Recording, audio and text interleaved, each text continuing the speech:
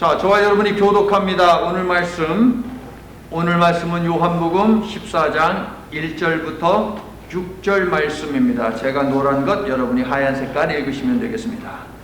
너희는 마음에 근심하지 말라. 하나님을 믿으니 또 나를 믿으라.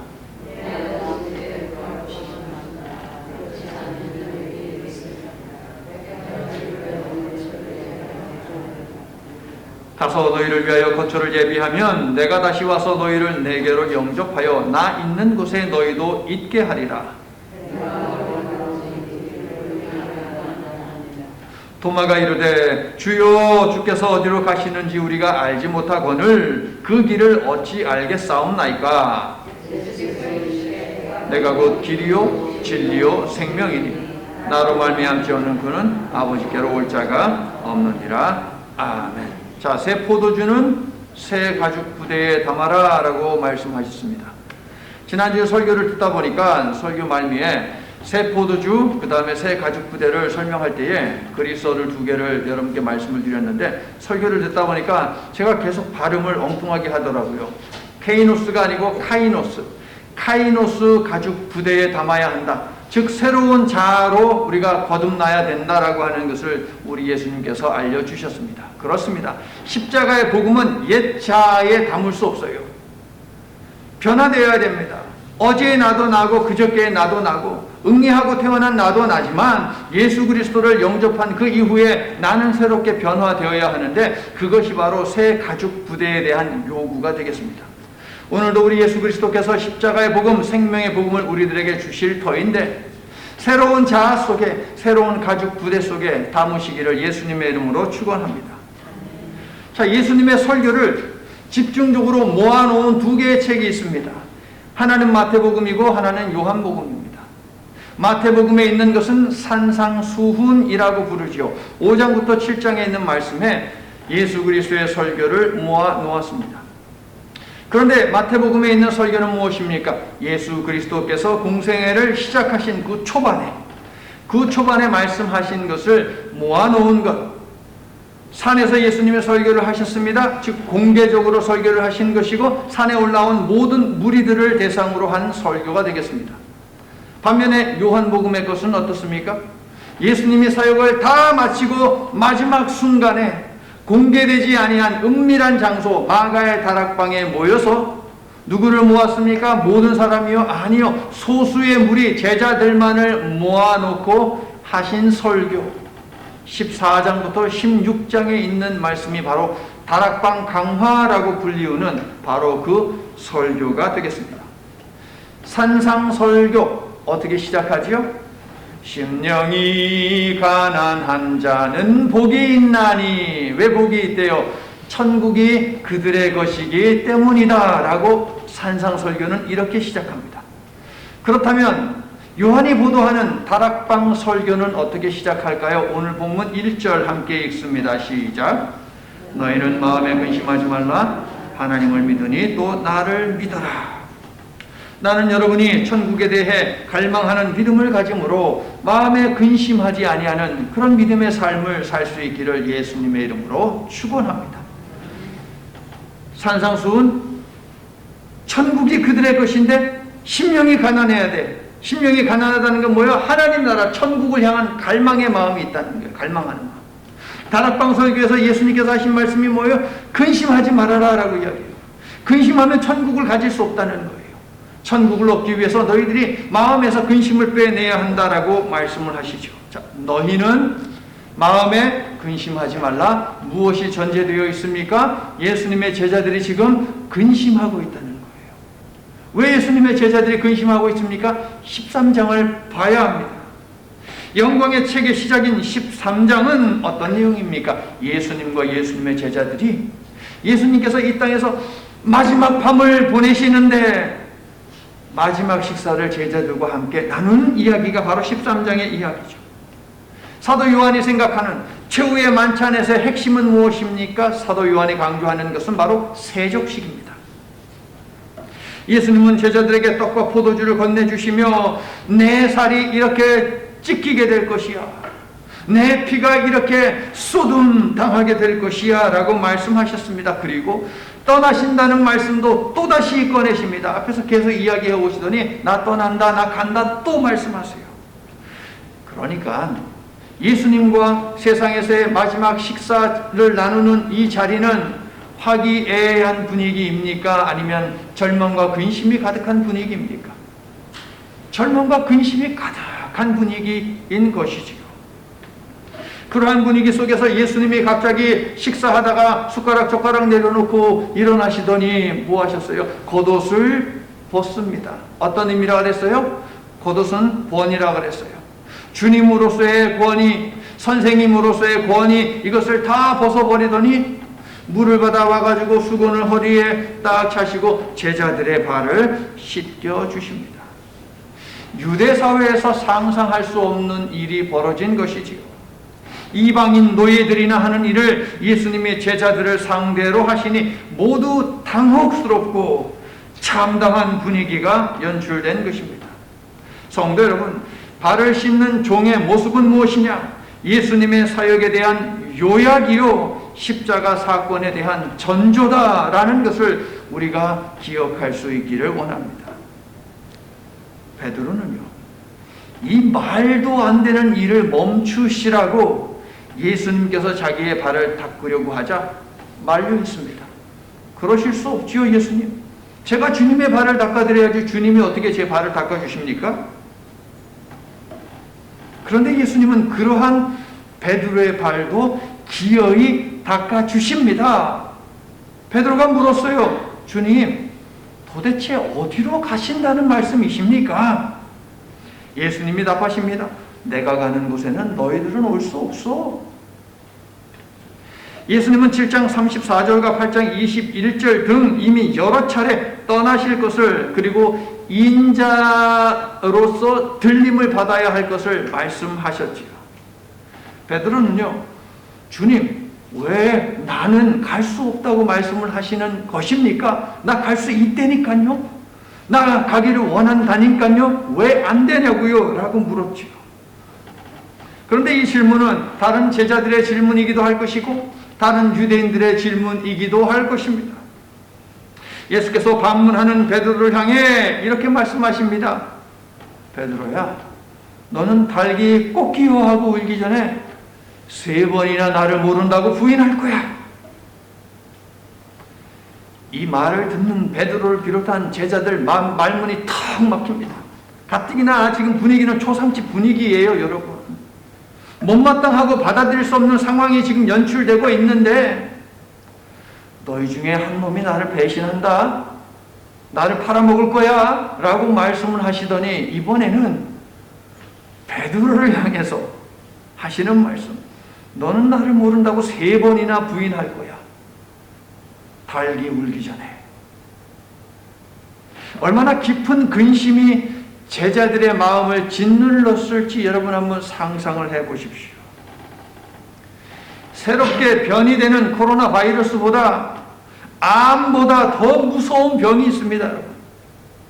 근심, 염려, 걱정, 불안, 이러한 것들인데 이러한 것들은 무엇이냐 따라해 볼게요. 죽음에 이르는 병. 죽음에 이르는 병이라고 키에르케고르가 이야기를 했습니다. 절망이, 불안이, 근심이 이렇게 무서운 것이지요.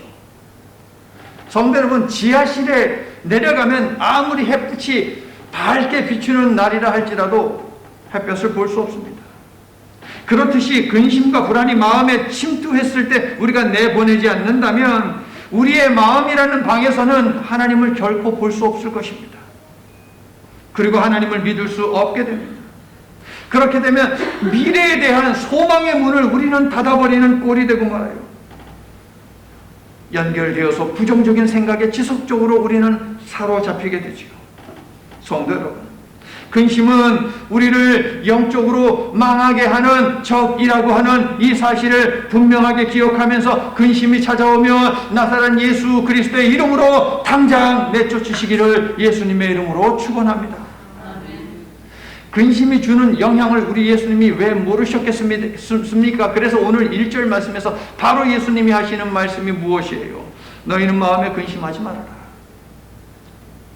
그런데 예수님이 이것만 말씀하시는 것이 아니라 너희가 마음에 근심하지 말아야 하는 이유를 세 가지로 예수님께서 말씀을 해주십니다. 첫 번째, 하나님이 계시기 때문입니다. 하나님이 계시니 너는 마음에 근심하지 말지어다. 지금 밖에는 태양도 보이지 않고요, 달도 보이지 않습니다. 그렇다고 태양이 없습니까, 하늘에? 그렇다고 달이 없습니까, 여러분?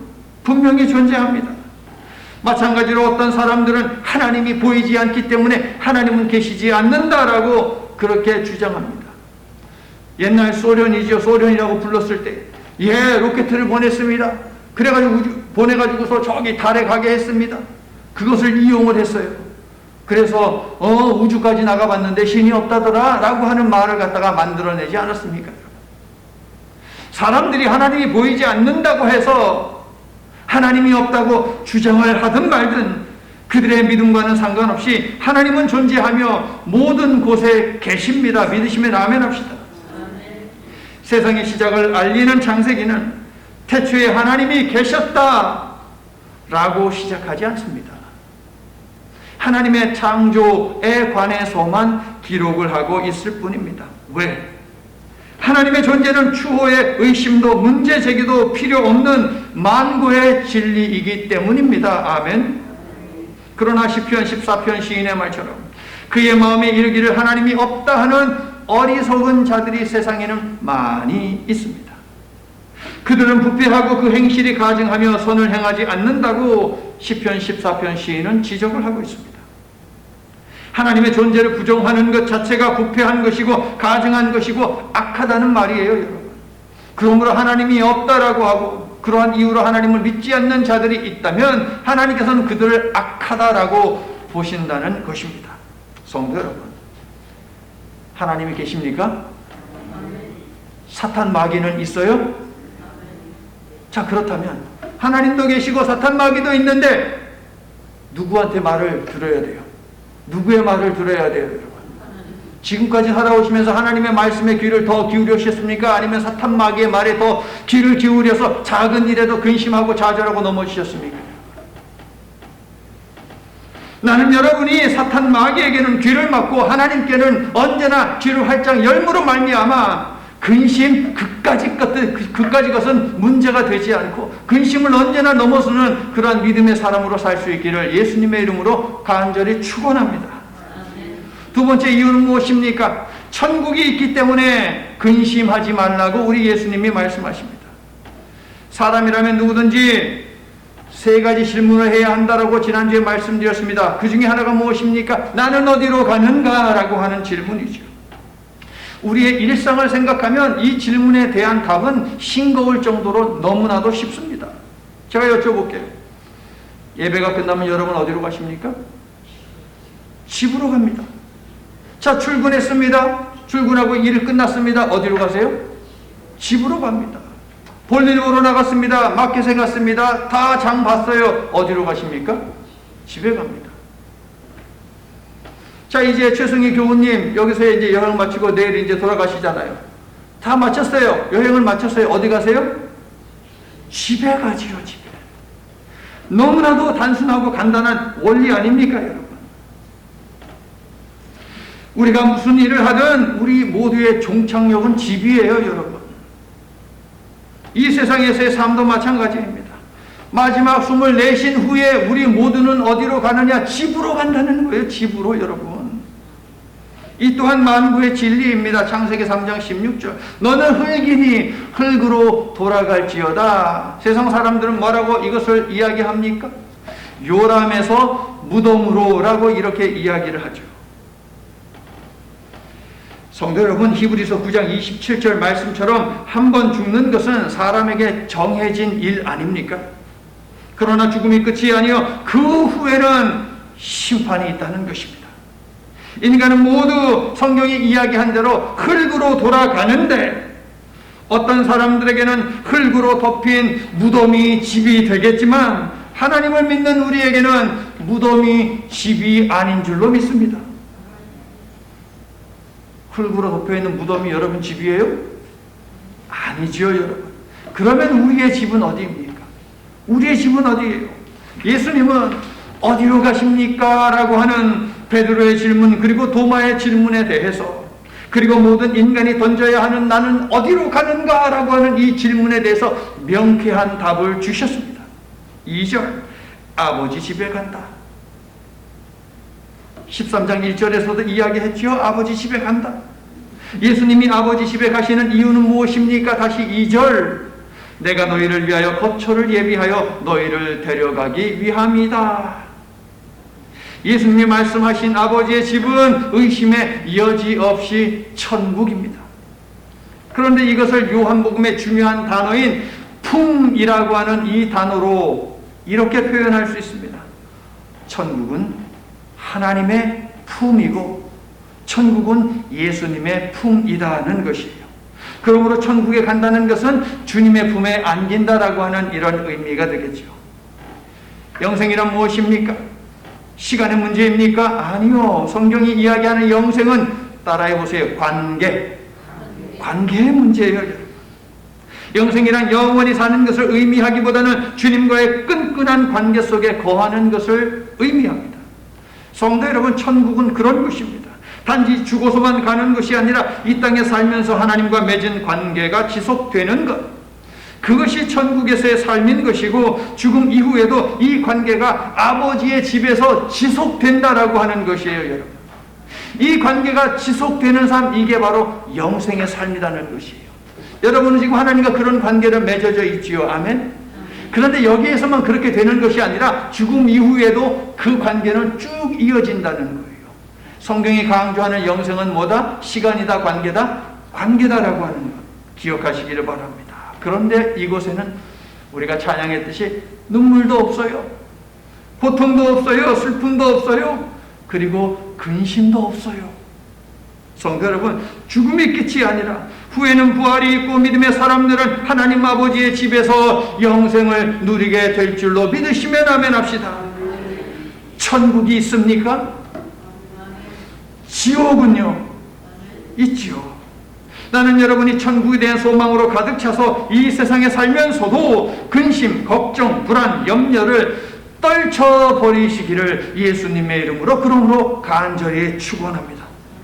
근심하지 말아야 하는 세 번째 이유를 예수님은 이렇게 말씀하십니다. 천국에 들어갈 수 있기 때문이다. 준하가 어렸을 때 놀이동산에 갔습니다. 놀이동산에 갔는데요, 표를 끊었어요. 어떤 표? 모든 것을 다 탈 수 있는 표를 끊었습니다. 그런데 가만 보니까 준하가 정말 타고 싶어하는 놀이기구가 있어요. 그런데요, 준하가 들고 있는 그 표는 여러 번, 1000번, 10,000번도 탈 수 있는 표예요. 그 하루 동안에 다 탈 수 있는 표입니다. 그런데 그 놀이기구를 탈 수 없다고 합니다. 돈을 더 준다고 해도 안 됩니다. Please, please 해도 안 됩니다.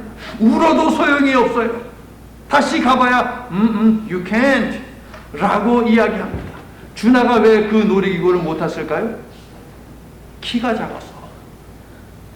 키가 정해져 있어요. 놀이기구마다 키가 요 정도 이상 돼야지 탄다라고 하는 게 거기 딱 나와 있어요. 그래서 그 앞에 딱 서면 키가 넘는지 안 넘는지 되거든요. 뭐 까치발을 띄고 뭐 까치발 내려라 막 이렇게 이야기하죠. 타고 싶어도 탈 수 없었어요. 표를 쥐고 있어도 그 표로도 탈 수가 없었습니다. 여러분. 성도 여러분, 천국이 아무리 좋은들 그 천국에 못 들어가면 무슨 소용이 있습니까, 여러분? 어쩌면 천국 문 앞에서도 키를 재는 그런 천사가 있을지도 모르겠어요. 예수님을 믿고 그 열매로 자라나야 하는데 입으로만 믿는 사람들, 결코 성장하지 못한 사람들이죠. 이 사람들을 향해서 천사가 분명 이야기할 것입니다. You can't. 너는 안 돼. 너 이거 탈 수 없어. 너는 들어갈 수 없어. 라고 말을 할 것이에요. 나는 여러분 모두가 믿음에 합당하게 자라남으로 천사로부터 You can't 이런 말 듣지 않고 Come on in! 너는 된다. 들어와. 라는 이런 소리를 들을 수 있기를 예수님의 이름으로 간절히 축원합니다. 1990년대 초에 제가 미국에 처음 들어왔을 때 뉴욕 JFK로 도착을 하는데 저를 마중 나온 사람은 아무도 없었습니다. 잠시 사촌 동생 집에 제가 머무러야 했는데 브루클린이었어요. 그런데요, 뭐 어디가 어딘지 모르죠. 뭘 타야 되는지도 모르고요. 뭐 택시를 타는 수밖에 없습니다. 간신히 이제 그 입국 심사를 받고요. 나는데요, 입국 심사를 받기 전에도 얼마나 두근두근 했겠습니까? 무슨 뭐 영어가 됩니까? 뭐가 됩니까? 아무것도 되는 게 없죠, 여러분. 두근두근 하는 마음으로 어떻게 하여튼 하나님의 은혜로 입국 심사를 잘 통과를 했어요. 그런데요, 그 이민 가방 하나 하고 끄는 캐리어 하나 하고 이거 뭐 뒤에 매는 배낭 같은 거 하나 딱 메고 그냥 끌고 앞으로 나왔는데 여기저기서 택시 라고 하면서 택시가 필요하냐고 막 묻는 거예요. 그런데 막 그렇게 소리치는 것이 어떻게 들리냐 하면 다 사기꾼들이 하는 소리처럼 들리는 거예요, 저한테. 아, 요놈을 좀 어떻게 좀 해먹어야겠는데 라고 하면서 접근하는 것처럼 이렇게 보이더라고요. 그래도 감사한 것은 택시라는 말을 내가 알아들었으니 얼마나 감사합니까? 무슨 말을 하는지는 제가 적어도 알아들었잖아, 택시라는 말을.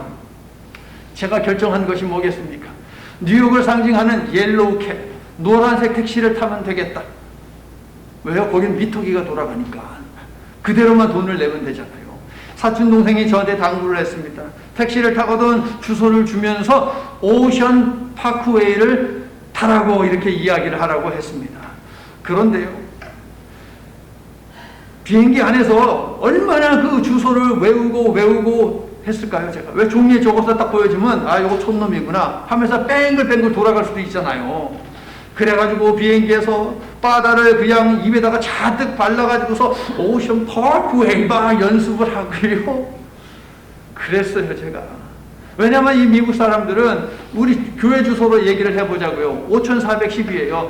5410 오클랜드 드라이브 이렇게 얘기해야 되거든요. 그런데 미국이 처음 와가지고 그게 발음이 됩니까? 안 되죠, 여러분? 5410 오클랜드 파크웨이. 그럼 못 알아들어요. 오클랜드 드라이브 못 알아들어요, 미국 사람들. 영어 잘하고 싶으시죠, 여러분? 영어 잘하려면 미국 사람들이 어떻게 발음하는지 그 흉내를 내야 돼요, 여러분. 왜? 그거는 미국 사람들이 하는 말이니까 똑같이 발음하기 위해서 흉내를 내야 한다는 거예요.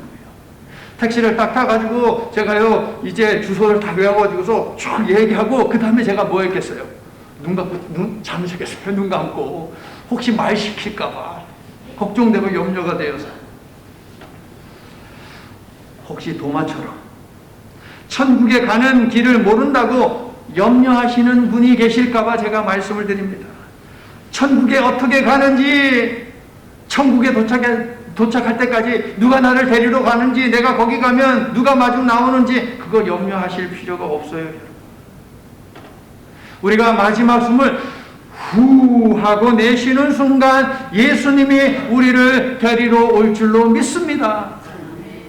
그러므로 편안한 마음으로 죽으시기를 바랍니다. 아주 오랜 옛날 갑돌이가요, 이웃마을에 사는 갑순이를 너무 좋아했어요. 그래서 갑순이하고 결혼하고 싶었습니다. 아버지한테 가가지고, 아버지, 이웃마을에 갑순이라는 처녀가 사는데요, 저 갑순이하고 결혼할래요. 그래, 알았다 하면서 아버지가 갑돌이에게 돈을 줍니다. 갑돌이가 그 돈을 챙겨가지고 갑순이네 집에 가가지고 일주일 동안 잔치를 벌였어요. 그리고 잔치 마지막 날 7일째에 포도주를 딱 따라가지고서 갑순이에게 딱 주는데 손이 덜덜덜덜 떨립니다. 마음도 그냥 확 쪼그라들었어요. 갑순이가 이 잔을 받아 마셔야 하는데 라고 말입니다. 잔을 건네는 것은 어떤 의미가 있느냐? 청혼하는 것이에요. 갑순이가 이 잔을 탁 받아서 마시면 청혼을 받아주는 것이죠. 갑돌이가 건네는 그 잔을 받고 바로 단숨에 포도주를 마셨습니다. 약혼이 되었습니다. 둘은 이제 정혼한 사이가 되었어요. 갑돌이는 콧노래를 부르며 집으로 돌아왔습니다. 그리고 아버지에게, 아버지, 갑순이가 내 청혼을 받아줬어요 라고 이야기해요. 갑돌이는 그때부터 이제 갑순이와 결혼하면 함께 살 거처를 마련하기 시작합니다. 시간이 서서히 흐르자 아버지는 결혼할 때를 정해서 갑돌이에게 알려주고 또 갑순이네 집에도 알려주었습니다. 갑돌이가 청혼한 지 1년이 거의 다 돼갑니다. 갑순이는 마음이 초조해집니다.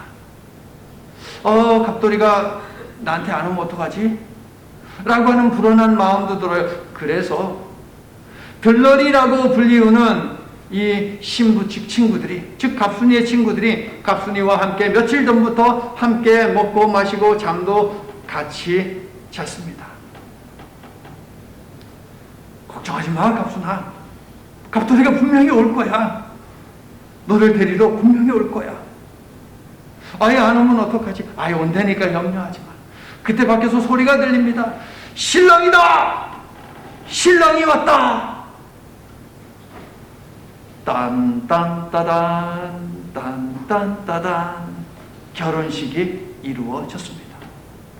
저는 지금 유대인의 결혼 풍습에 대해서 여러분에게 말씀드렸어요. 마태복음 25장에도 기록되어 있지요. 유대인인 제자들은 예수님이 오늘 본문 1절, 2절, 3절을 통해서 결혼에 관해 말씀하고 계심을 알았을 것입니다. 왜? 그들도 유대인이기 때문에.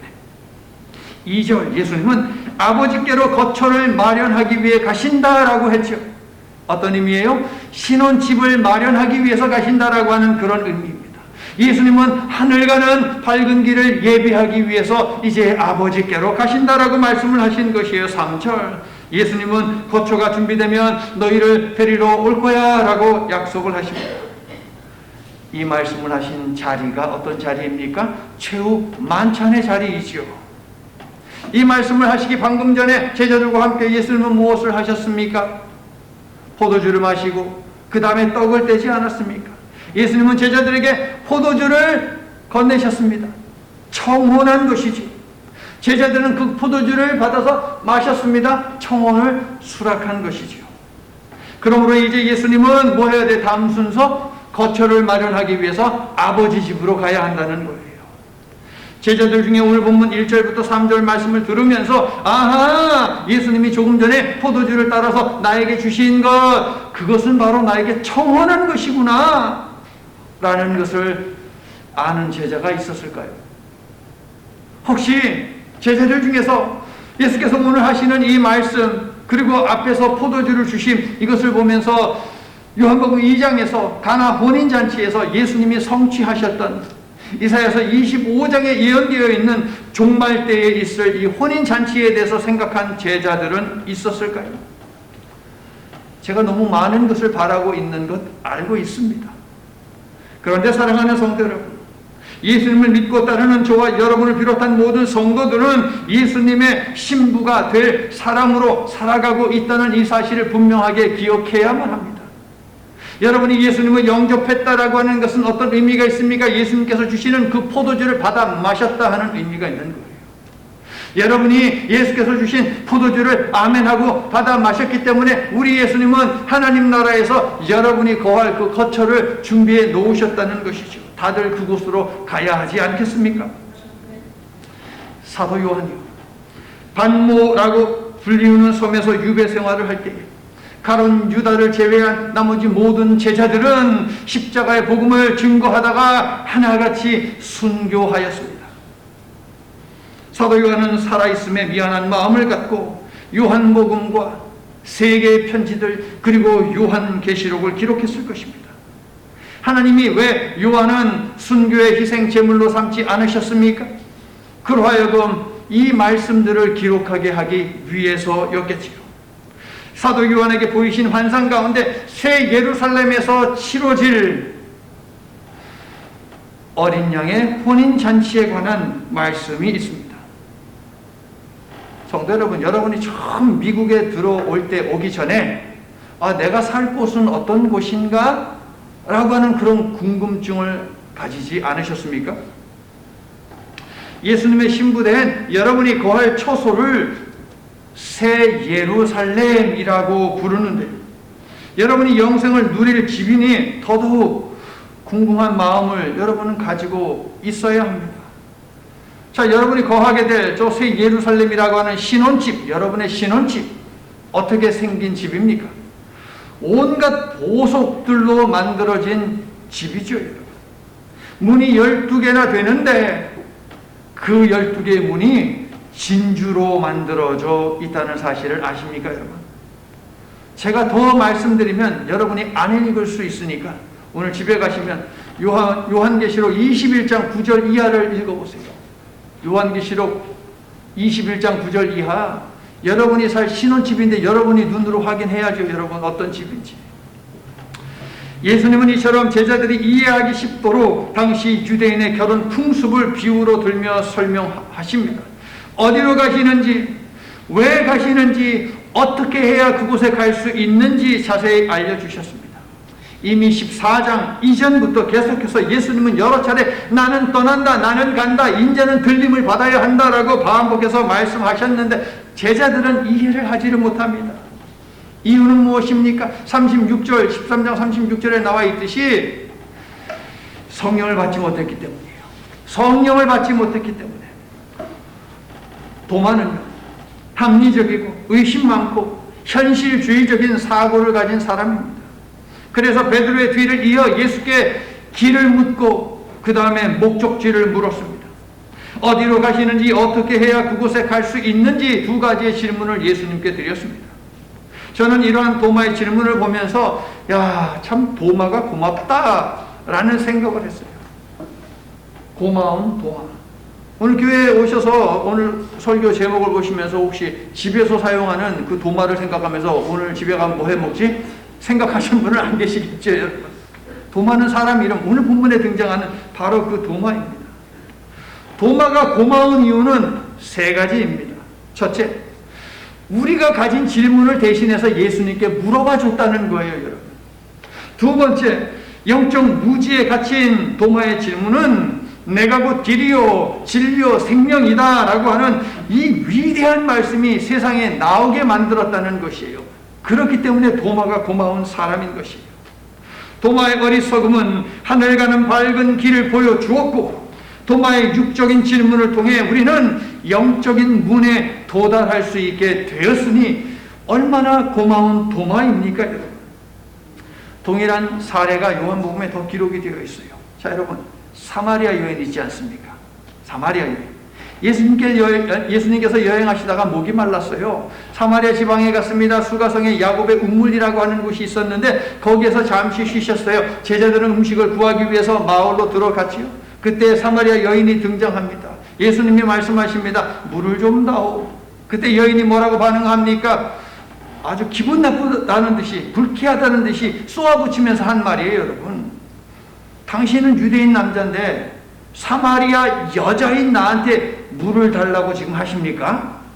이 야곱의 우물은 하도 깊고 지금은 이 물길을 그릇도 없는데 말입니다 라고 하면서 아마도 착 째려보면서 얘기했을 거예요.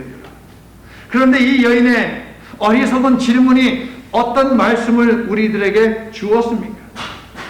이 물을 마시는 자마다 다시 목마르려니와 내가 주는 물을 마시는 자는 영원히 목마르지 아니하리니 내가 주는 물은 그 속에서 영생하도록 솟아나는 샘물이 되리라. 할렐루야. 인간의 어리석음을 사용하시는 것 니고데모에게서도 찾아집니다. 니고데모는 율법학자입니다. 성경에 정통한 사람입니다. 유대인들이 존경하는 사람이었어요. 영생에 관한 질문을 가지고 있었습니다. 어떻게 해야 내가 영생을 얻을 수 있을까? 예수님은 니고데모 그 내면을 살피시는 분이시기 때문에 잘 알고 계시죠.